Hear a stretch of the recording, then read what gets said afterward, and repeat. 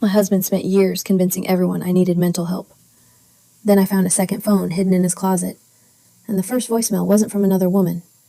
It was from my own brother. My husband stood up at his own birthday dinner and told everyone I needed mental help. Not quietly, not privately, in front of his parents, my brother, our friends, and 2 people from his office I had never even met before. He tapped his wine glass with a fork like he was about to make a sweet birthday speech, smiled at everyone, then looked straight at me and said, "Before we cut the cake, I think we need to address what my wife has been putting me through." The table went silent. I remember still having my hand wrapped around my water glass. I remember my stomach dropping before I even understood why. Ryan gave this sad, exhausted little laugh, like he was embarrassed to be saying it, like he was the victim trying to be brave. Then he said, "Emily has been accusing me of things for months. Cheating, hiding money, lying. She checks my phone. She questions where I am. She's been spiraling, and honestly, I don't know how much more I can take." His mother, Linda, put her hand over her mouth. My own brother, Matt, looked down at his plate like he was ashamed of me. And I just sat there, frozen. Because the worst part was, Ryan didn't sound angry.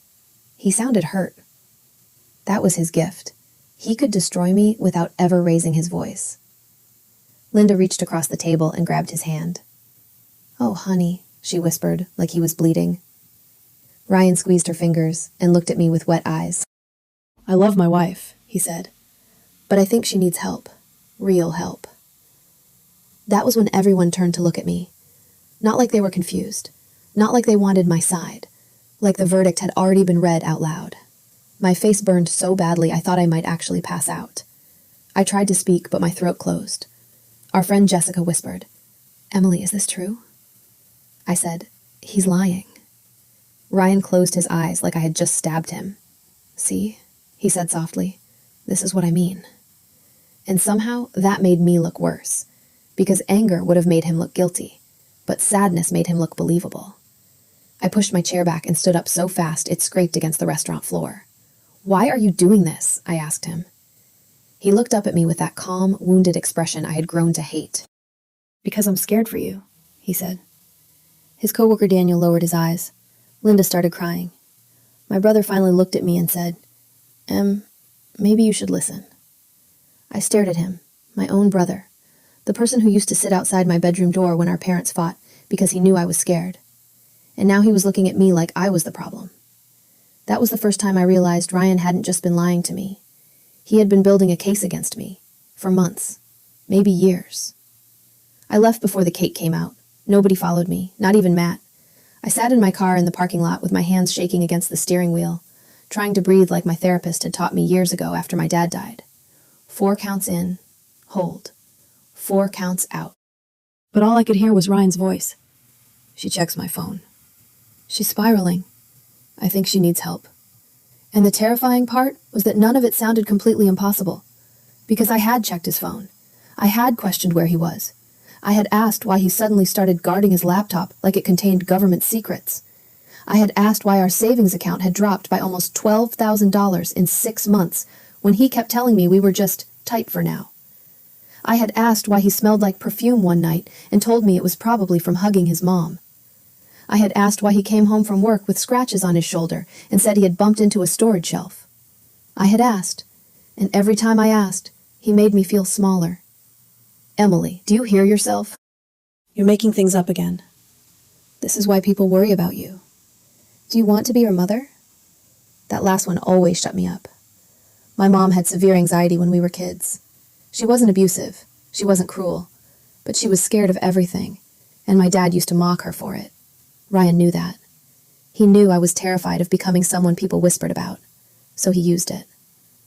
By the time I got home that night, Ryan was already texting me, not calling, texting. "Ryan, I'm sorry tonight got emotional. Ryan, but you can't keep forcing me to live like this. Ryan, I need you to think seriously about counseling. Ryan, not couples counseling, individual." I stared at the messages. Then another came in. "Ryan, I love you, but I need my wife back." That was when I threw my phone onto the passenger seat and laughed. Not because it was funny, because if I didn't laugh, I was going to scream. When I walked into our house, it felt different.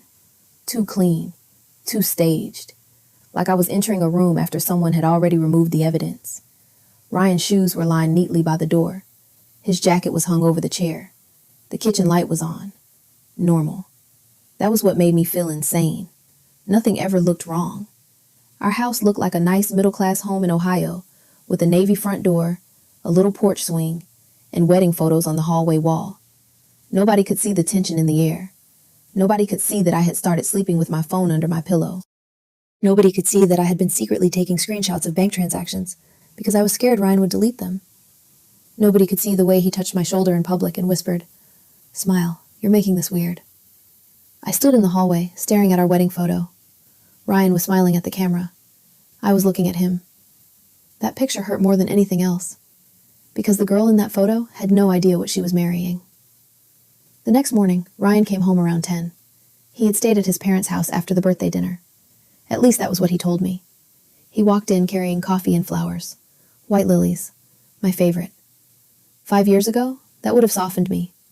That morning, it made my skin crawl. He put them on the counter and said, "Can we talk?" I didn't answer. He sighed, set the coffee in front of me, and sat down like a patient husband about to explain basic reality to his unstable wife. "I shouldn't have said all of that publicly," he said. I looked at him. "Then why did you?" "Because you don't listen privately." There it was, the apology that turned into an accusation. I said, "You humiliated me." He leaned forward. "No, I asked for help. There's a difference." "From your coworkers?" "I didn't know they'd be there." "You invited them." His jaw tightened for half a second. Then the soft face came back. "Emily, this is exactly what I'm talking about. You twist everything." I stood up. He stood too, not aggressively, never aggressively, just enough to make me aware that he was taller. "I'm not doing this today," I said. He lowered his voice. "You need to be very careful right now." I froze. "What does that mean?" "It means people are worried.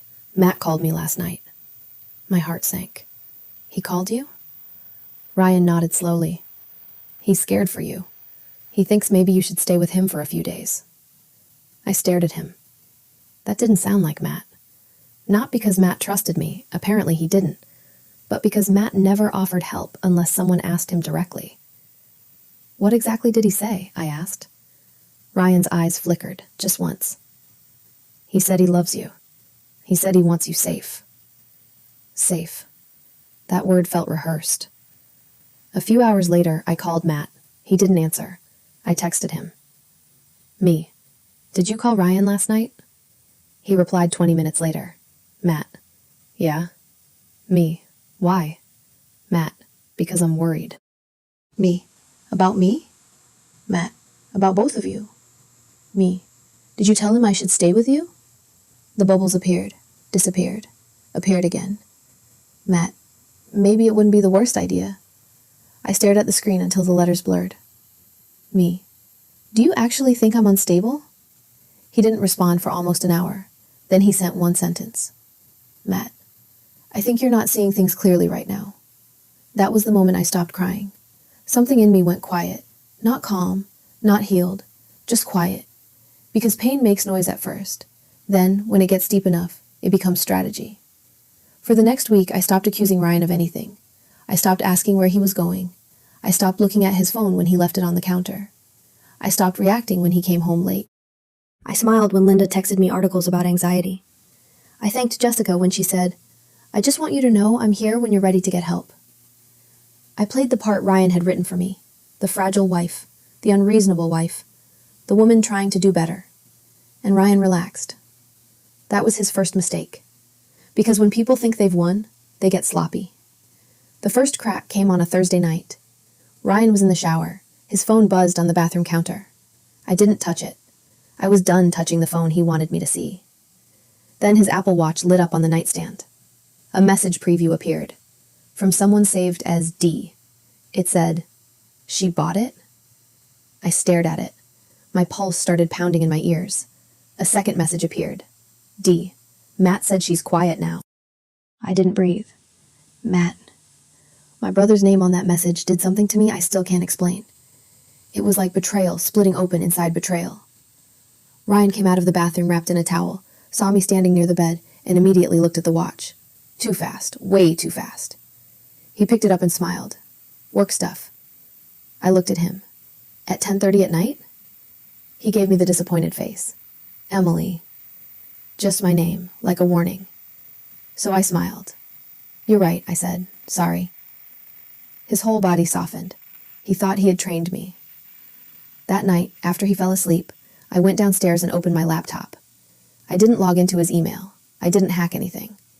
I opened our shared bank account, and I started downloading statements. One by one. 6 months. Then 1 year. Then 2. I made a folder on a USB drive and named it Tax Receipts. Inside, I saved everything. There were ATM withdrawals I didn't recognize, Cash App transfers with vague labels, hotel charges in Cincinnati on dates Ryan had claimed he was visiting clients in Indianapolis, a jewelry store purchase for $1,840 2 weeks before my birthday. He gave me a sweater that year.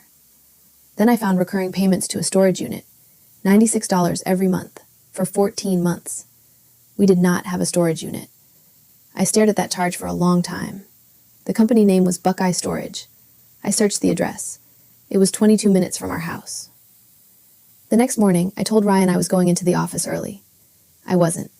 I drove to Buckeye Storage with my hands sweating so badly I had to wipe them on my jeans. The woman at the front desk was older, with red glasses and a tired expression. I told her I was trying to access the unit under my husband's name. She asked for ID. I gave her mine. She typed something into her computer. Then she said, "You're not listed." My stomach dropped. "Is there anyone else listed?" She hesitated. "I can't give out account information." I nodded like I understood. Then I saw the printer behind her. A label on a stack of envelopes said, Ryan Miller/Daniel Harper. Daniel, Ryan's coworker from the birthday dinner. The one who looked down when Ryan humiliated me. I left before the woman could notice what I had seen. I sat in my car shaking. Daniel wasn't just a coworker. He was connected to the storage unit. That meant he either knew what Ryan was hiding, or he was helping him hide it. I wanted to drive home and confront Ryan immediately. That old version of me would have. The version Ryan could call emotional. The version he could frame as unstable. But I didn't.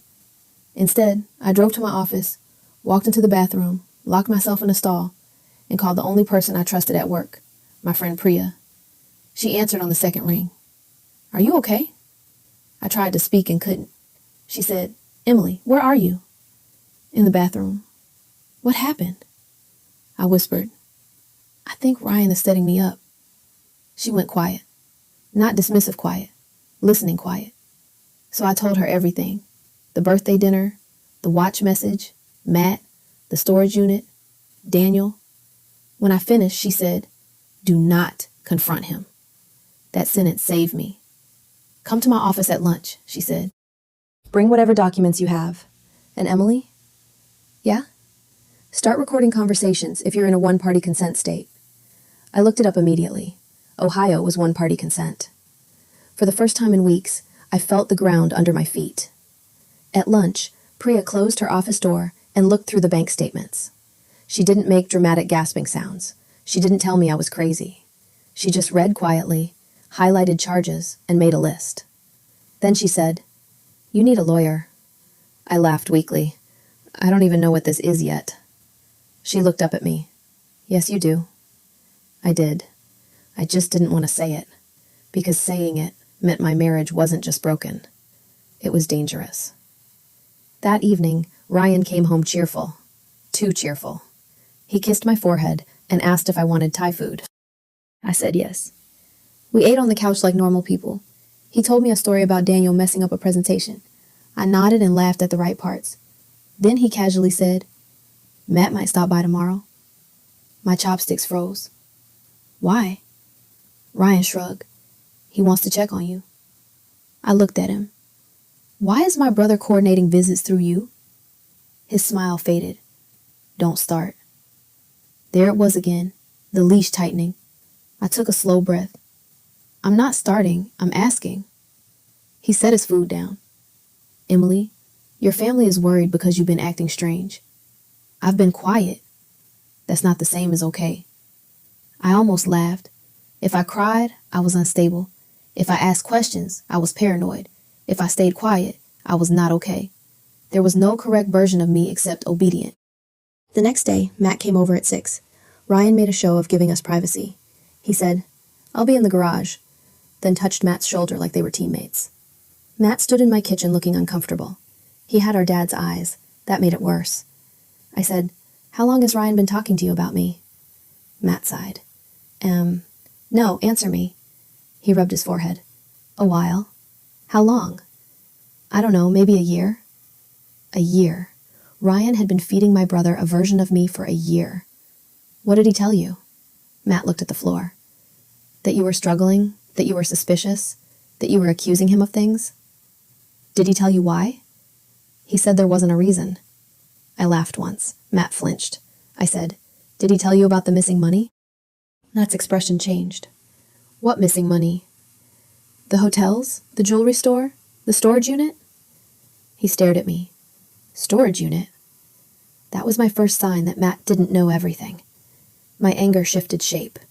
Not gone. Never gone. But now it had a question inside it. I said, "Why did you text Ryan that I was quiet now?" His face went pale. "What?" "Don't lie to me." "I didn't text that. I saw it. Emily, I swear to God I didn't." For a second, I almost believed him. Then I remembered how he looked at me at that dinner. Ashamed. Quiet. Absent. I said, "Show me your phone." He hesitated. That hesitation broke something. I nodded slowly. "Get out." Get out of my house." He stepped toward me. "Listen to me. I didn't send that message." "But I know what you saw." I stopped. He swallowed. "I've been talking to Ryan, but not like that." "What does that mean?" Matt looked toward the garage door, then lowered his voice. "Ryan called me 2 months ago and said you were having some kind of breakdown. He said you were making threats." My mouth went dry. "What threats?" "He said you threatened to ruin his career if he left you." I stared at him. "I never said that." Matt nodded, but not confidently. "He sent screenshots." "What screenshots?" Matt pulled out his phone. This time he showed me. There were messages from a number saved under my name. Messages I had never sent. "You leave me and I'll destroy you. I'll tell everyone you hit me. I'll make sure your company knows what kind of man you are. Nobody will believe you over me." My hands went numb. "That's not my number." Matt frowned. "It showed up as you." "Matt, look at the number." He tapped the contact. The number wasn't mine. It was close. Same area code, same first 3 digits, but not mine. Matt stared at it. Then his face changed in real time. Confusion, embarrassment, fear. "Oh my God," he whispered. That was the second twist. Ryan hadn't just been lying about me. He had been impersonating me. Before either of us could speak again, the garage door opened. Ryan walked in smiling. Then he saw Matt's face. And for one tiny second, his mask slipped. "What's going on?" Ryan asked. Matt turned toward him. "Whose number is this?"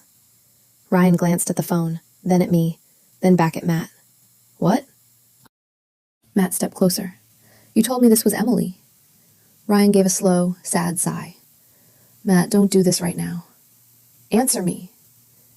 "Your sister is manipulating you." I almost admired how fast he did it. Cornered for 2 seconds, and he immediately threw me in front of the train. Matt said, "The number isn't hers." Ryan's face hardened. "People use apps." I said, "You would know." He looked at me then, really looked. Not sad husband, not patient victim, just cold. And I finally saw him clearly. He wasn't afraid I was crazy. He was afraid I was sane. Ryan told Matt to leave. Matt refused.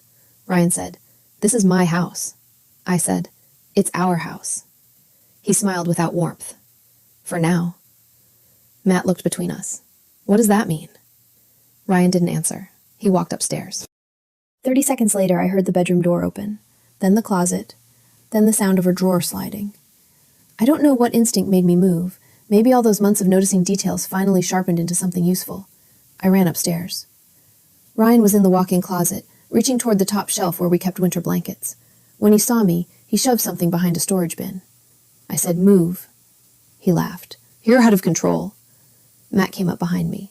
"Ryan, step away." Ryan turned on him. "You're really going to believe her?" Matt didn't move, and for the first time in months, someone stood beside me. Not in front of me, beside me. Ryan stepped back just enough. I climbed onto the little closet stool and pulled down the bin. Behind it was a black toiletry bag I had never seen before. Ryan lunged. Matt grabbed his arm. "Don't," Matt said. I unzipped the bag. Inside was a second phone, a prepaid phone, a stack of cash, a key card, and a small velvet box. My fingers started shaking. Ryan said, "Emily, stop." But his voice had changed. No sadness now, no fake concern, just panic. The phone was dead. I held the power button anyway. Nothing. Matt said, "Do you have a charger?" I looked at Ryan's nightstand. He moved first. I moved faster. In the drawer, under a book he never read, was a cheap charger cord. I plugged the phone in. The screen lit up. For 1 second, nobody spoke. Then notifications started appearing. Missed calls, voicemails, messages from numbers not saved as names. And one voicemail from a contact saved as D. My hands went cold. D. The same letter from the watch. Ryan said, "You do not understand what you're doing." I looked at him. Then I pressed play. A woman's voice filled the bedroom. "Ryan, I don't care what you told your wife. You promised me the money would be transferred before Friday. Daniel is freaking out, and Matt is asking too many questions. If she finds out you used her inheritance, I'm not covering for you anymore." The room went silent. Her inheritance. My inheritance. My dad had left me $74,000 when he died. It was supposed to be in a separate investment account. Ryan had insisted he help manage it because he was better with numbers. I hadn't checked it in almost a year, because I trusted my husband. Because grief makes you tired.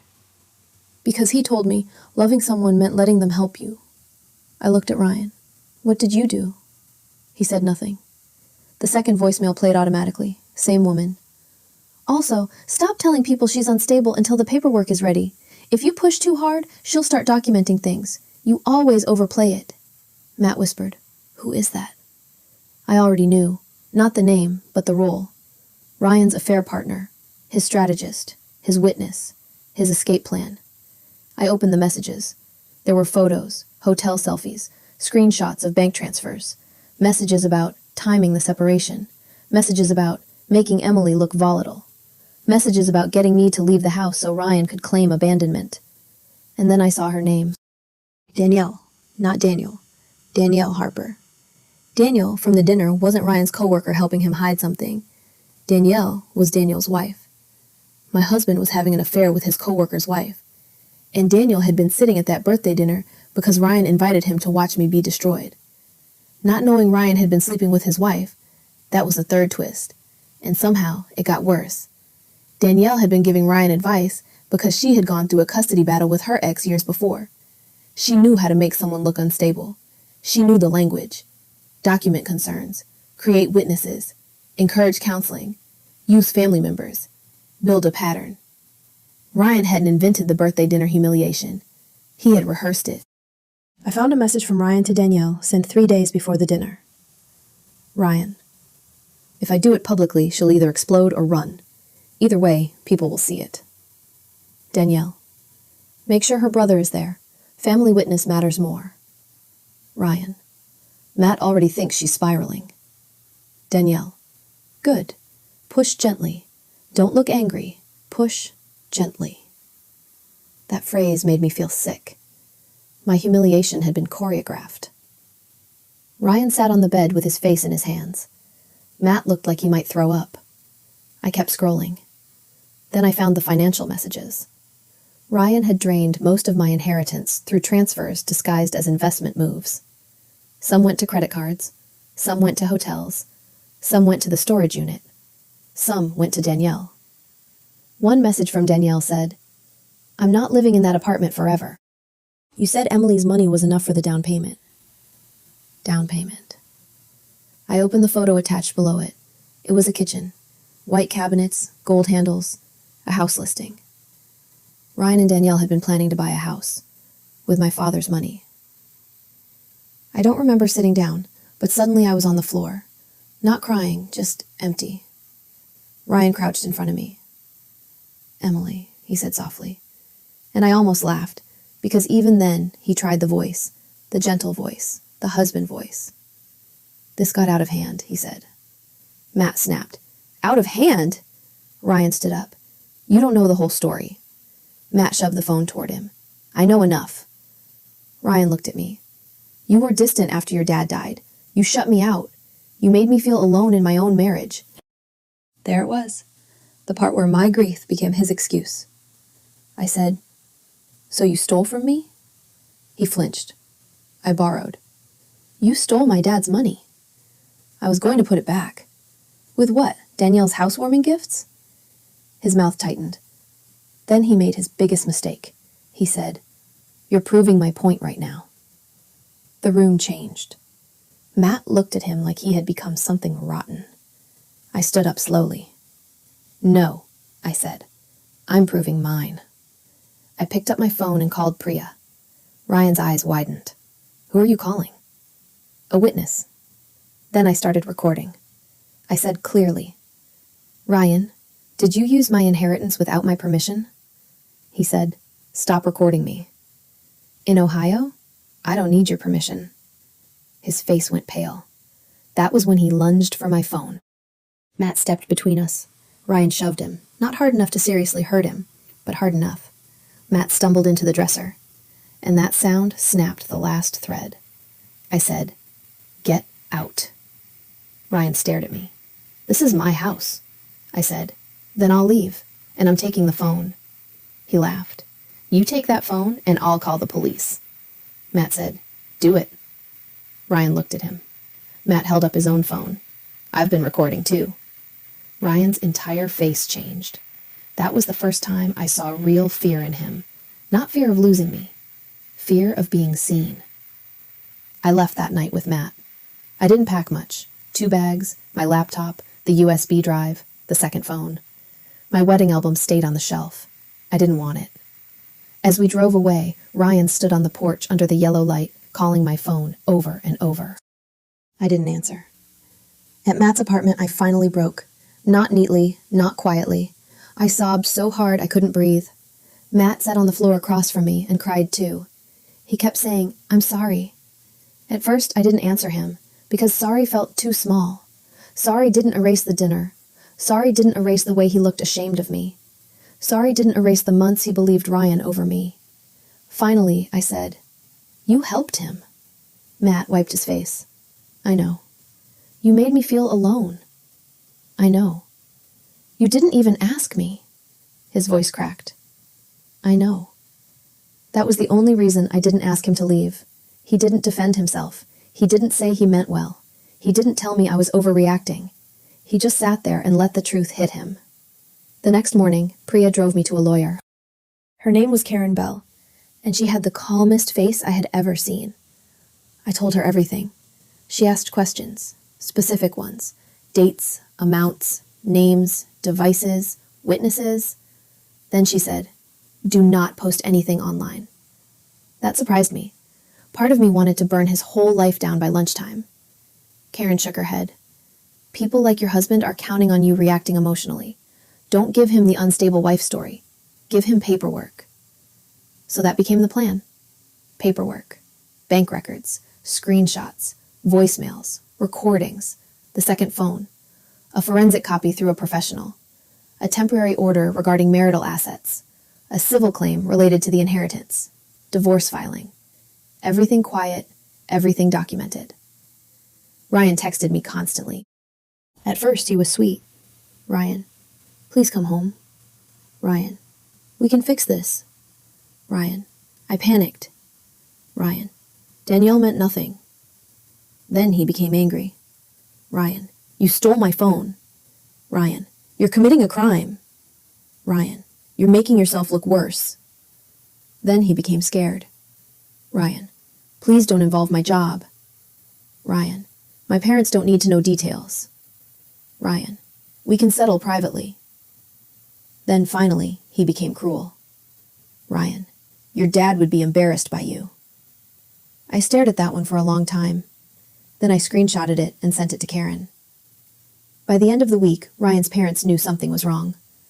Linda called me 17 times. I didn't answer. Then she texted. Linda, Emily, whatever you think happened, please remember Ryan is under a lot of stress.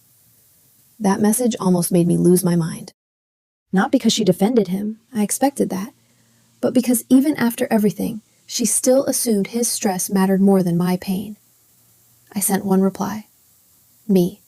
Ask Ryan what he did with my inheritance. She didn't respond for 6 hours. Then she sent, Linda, that is a very serious accusation. I replied, Me. Yes, it is. 2 days later, Ryan's father called me. I almost didn't answer. Frank had always been quiet, not cruel like Linda, just absent. The kind of man who disappeared behind a newspaper while his wife controlled the room. I answered because Karen said some conversations might be useful if I recorded them. Frank's voice sounded older than usual. Emily, he said, is it true?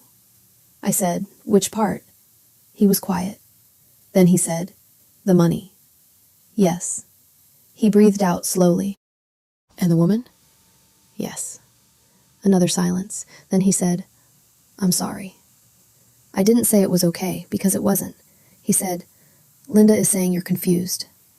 I laughed once. Frank didn't. Then he said something I never expected. She's wrong. That was the beginning of Ryan's world cracking, not because I exposed him publicly, because the evidence was too heavy for everyone to keep carrying his lies. Matt called Daniel Harper, the actual husband. He didn't tell me until afterward because he was afraid I would tell him not to. Daniel asked to meet at a coffee shop. I went with Matt and Priya. Daniel looked nothing like I remembered from the dinner. At the restaurant, he had looked stiff and uncomfortable. At the coffee shop, he looked destroyed. He said Danielle told him Ryan invited them because I had been harassing him at work, and he needed witnesses in case I caused a scene. My mouth fell open. She told you that? He nodded. She said you were obsessed with Ryan's female coworkers.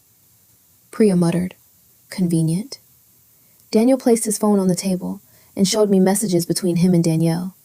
She had been lying to him too, telling him I was unstable, telling him Ryan was trapped, telling him she was helping Ryan navigate a dangerous spouse. I looked at Daniel and realized we had both been cast in the same play. Different roles, same script. Then Daniel showed us something that made my stomach turn. A photo from Danielle's deleted album that had synced to their family tablet. Ryan and Danielle standing in front of the house from the listing. Her hand was on his chest.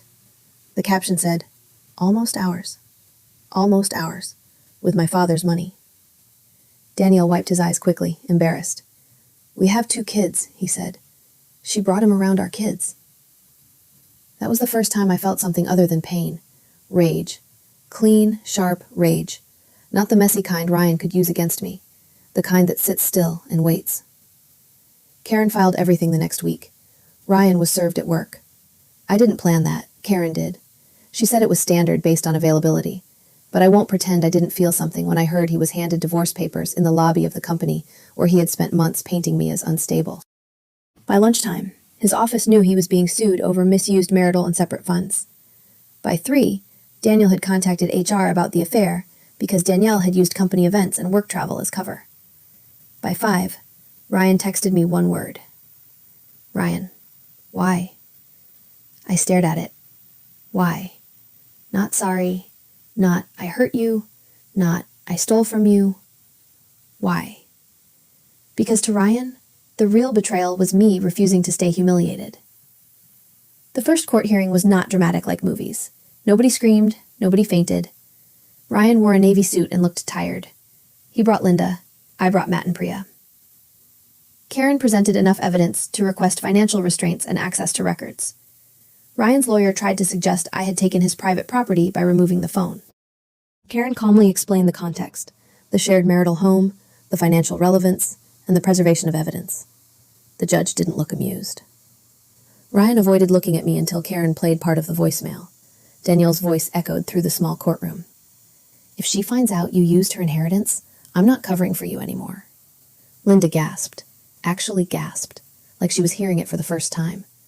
Maybe she was. Maybe Ryan had lied to her, too. But when I looked at her, I didn't feel satisfaction. I felt tired. Because mothers like Linda can cry over evidence and still blame the person who found it. The judge granted the temporary financial order. Ryan had to provide records. He couldn't move assets. He couldn't contact me except through attorneys. When we walked out, Linda approached me. Matt stepped forward, but I shook my head. Linda's eyes were red. She said, "Emily, I don't understand how this happened." I looked at her. "You helped him make everyone think I was crazy." Her face crumpled. "He told me you needed help. And you wanted to believe him." That landed. She whispered, "He's my son." I said, "I was your daughter-in-law." Then I walked away.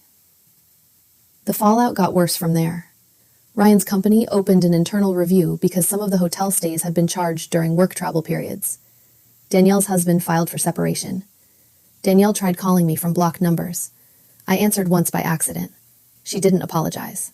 She said, "You don't know what he told me." I said, "I know what you told him." She went quiet. I continued, "You told him to make me look unstable. He said you were abusive. And you believed him so hard you accepted my money?" She hung up.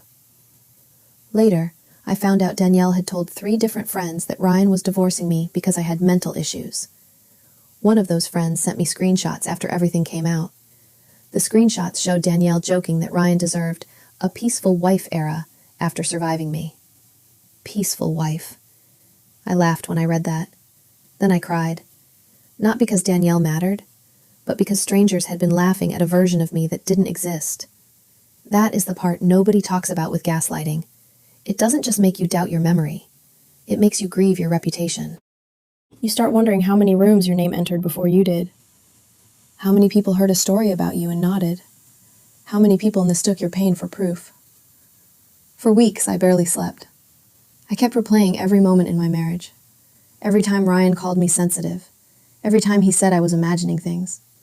Every time he hugged me in public while privately telling people I was falling apart. I wondered if any of it had been real. Karen told me that was normal. Priya told me healing wasn't a straight line. Matt told me he would spend the rest of his life making it up to me. I told him not to promise that. I didn't need dramatic promises. I needed consistency. So he started showing up, quietly. He drove me to appointments. He helped me move into a small apartment across town. He built my bookshelf badly, then rebuilt it after watching a YouTube tutorial. He stopped asking for forgiveness and started earning trust. That mattered more. 3 months later, we had mediation. Ryan looked thinner. His hair was longer. He didn't bring Linda. His lawyer did most of the talking. The numbers were ugly. Almost $58,000 of my inheritance had been spent or transferred in ways Ryan couldn't justify. Some was recoverable through marital assets, some wasn't. There were credit cards I hadn't known about, a loan application with my income listed, a forged electronic signature. Ryan insisted he hadn't meant to deceive me. Karen asked him, "Then why use a second phone?" He stared at the table. No answer. Eventually, the settlement gave me the house equity, repayment terms, part of his retirement, and enough to cover legal fees. It wasn't perfect. Justice rarely looks perfect in real life, but it was real. The last time I saw Ryan was outside the courthouse after the final divorce hearing. He was standing by the steps, hands in his coat pockets. For a second, he looked like the man from our wedding photo. Tired, handsome, familiar. That almost hurt more than if he had looked evil, because monsters are easier when they look like monsters. He said, "Emily." I stopped, but I didn't move closer. He looked down. "I did love you." I waited.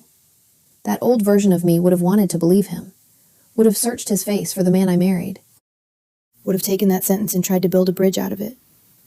But I had learned something. Sometimes people say, "I loved you," when what they mean is, "I loved what I could take from you." I said, "No, Ryan, you loved being believed." His eyes filled with tears. Maybe they were real, maybe they weren't. It didn't matter anymore. He said, "Are you happy now?" I looked at him for a long moment. Then I said, "Not yet." His face shifted like he expected cruelty, but I wasn't done. "I'm not happy yet," I said, "but I'm free, and that's a better place to start." Then I walked away. 6 months later, my life is quiet. Not perfect. Quiet. I live in a 1-bedroom apartment with too many plants and a coffee table I bought secondhand. I check my bank accounts every Friday. Not because I'm paranoid, because I'm responsible. I go to therapy, not because Ryan was right, because he hurt me and I deserve to heal correctly.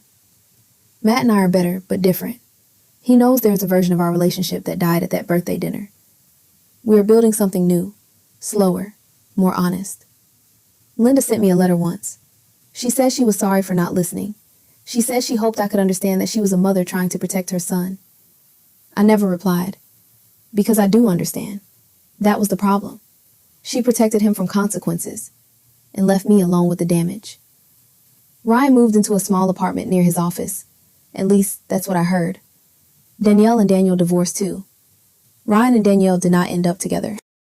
Apparently, betrayal is less romantic when there are lawyers, debt, and 2 ruined families involved. The house with the white cabinets and gold handles sold to someone else. I hope they're happy there. I mean that. Because for a while, I thought that house was the symbol of everything stolen from me. But it wasn't. It was just a house. What Ryan really tried to steal was my reality, my voice, my credibility, my ability to trust myself. And that is what I got back, piece by piece, statement by statement, recording by recording, truth by truth. So be honest. What would you have done if your husband convinced your own family you were crazy before you even knew what he was hiding? Because I used to think betrayal started when someone cheated. Now I know betrayal starts much earlier. It starts the first time they make you feel guilty for noticing the truth. He didn't break me by lying. He almost broke me by making everyone else believe the lie first.